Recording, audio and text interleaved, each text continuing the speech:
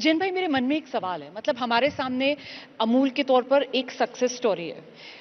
दूध, जो कि एक पेरिशेबल आइटम है, बावजूद इसके और इतने किसानों के उत्पाद जो दूध के कंपैरिजन में तो कम पेरिशेबल है, उसको लेकर हम इस तरीके का कोई और सहकारिता आंदोलन क्यों नहीं खड़ा कर पाए? ये एक बहुत ही ज़रूरी सोच है।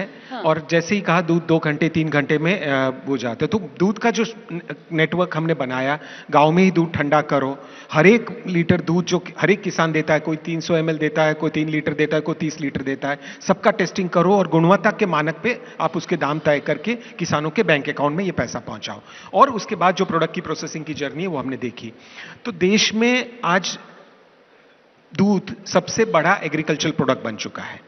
दूध की जो वैल्यू ऑफ आउटपुट है, जिसमें करीबन 8 करोड़ परिवार डिपेंडेंट है, वो गेहूं, चावल, ऑयल सीड्स सबको मिला के भी उससे ज्यादा है। तो इंडिया का मिल्क प्रोडक्शन बहुत कम था, लेकिन बिकॉज ये संगठन हुआ, कोऑपरेटिव क्षेत्र हुआ, तो उसकी वजह से लार्जेस्ट एग्रीकल्चर प्रोडक्ट बना। पर आपने जैसे कहा कि और कैटेगरीज में भी हम डेयरी के मॉडल पे, कोऑपरेटिव मॉडल पे कैसे काम करते हैं। तो इसमें ये सोच और विचार आई भारत सरकार की ओर से, जब 3 साल पहले एक केंद्र में सहकार का मंत्रालय बना, जिसका नेतृत्व श्री अमित शाह जी कर रहे हैं। तो उन्होंने ये सोच लगाई कि हम और कैटेगरीज में इसको कैसे लेके जाएं। तो उनके विजन से अभी 3 मल्टी स्टेट कोऑपरेटिव्स का गठन हुआ है, जिसमें हम प्रमोटर भी हैं। एक नेशनल कोऑपरेटिव एक्सपोर्ट्स के लिए, एक नेशनल कोऑपरेटिव ऑर्गेनिक्स के लिए, और तीसरी है सीड्स के लिए।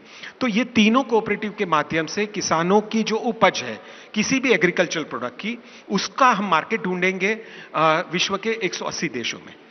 तो ये काम बड़ी अच्छी तरीके से हो रहा है। पैक्स को स्ट्रेंथन किया जा रहा है, डेयरी कोऑपरेटिव्स को मजबूत किए जा रहे हैं। जो अन्य इलाके जहां डेयरी कोऑपरेटिव्स नहीं है, वहां नई कोऑपरेटिव्स खुली जा रही हैं।